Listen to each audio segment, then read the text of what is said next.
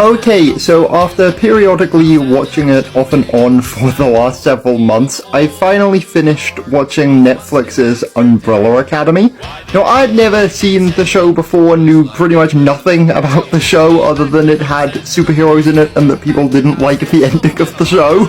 But I didn't know what the ending that people didn't like of the show was or anything else. And honestly, I really liked the show.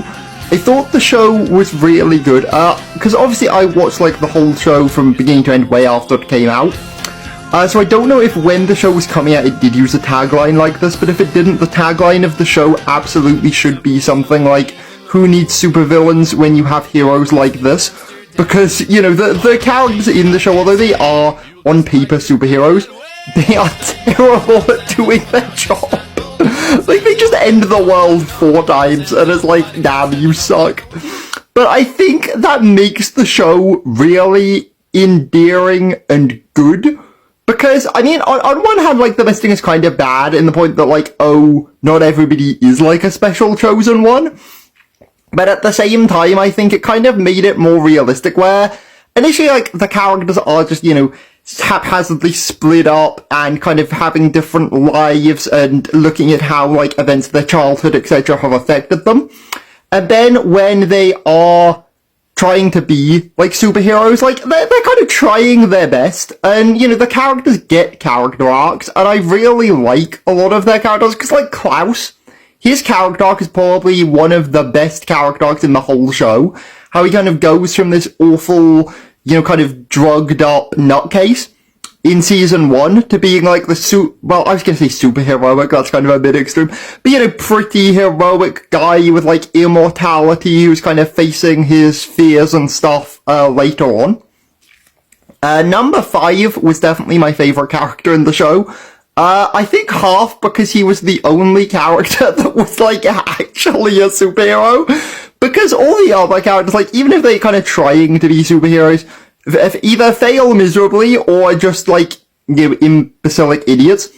Whereas number 5 actually knew what he was doing, had, goals in mind, and stuck to doing those goals.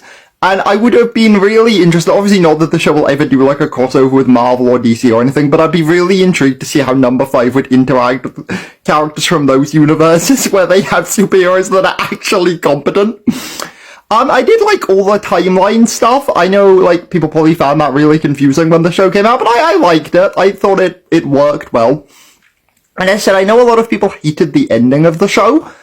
I don't really get why. Because, as far as I saw, it was one of those, spoilers for what the ending of the show is, by the way.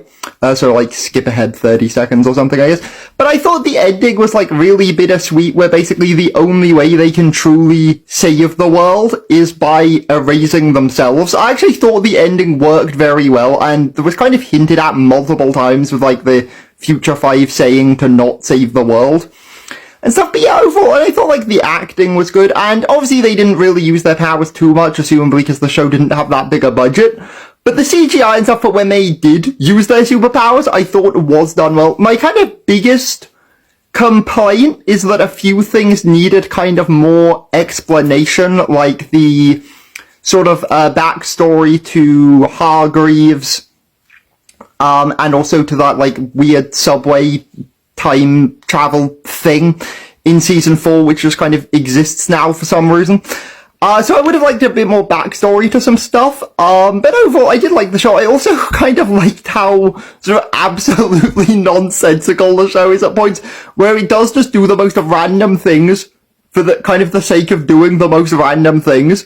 But at the same time, I think for the most part it kind of was, it reminds me of shows sort of like The Amazing World of Gumball, where they would just do weird stuff with the art style, animation, or just the general actions of characters purely because they could.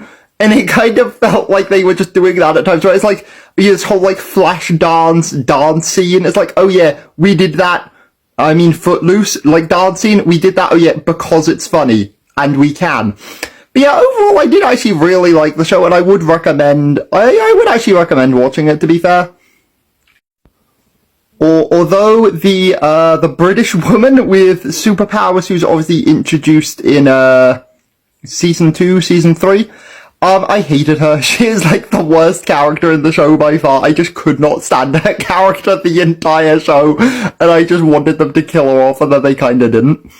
And I did also like the fact that, you got to see, like, some of the other kids who got superpowers as well as just, like, the main 7. But yeah, overall, honestly, I think I'd give the show, like, an 8 out of 10. I actually genuinely really, really like it.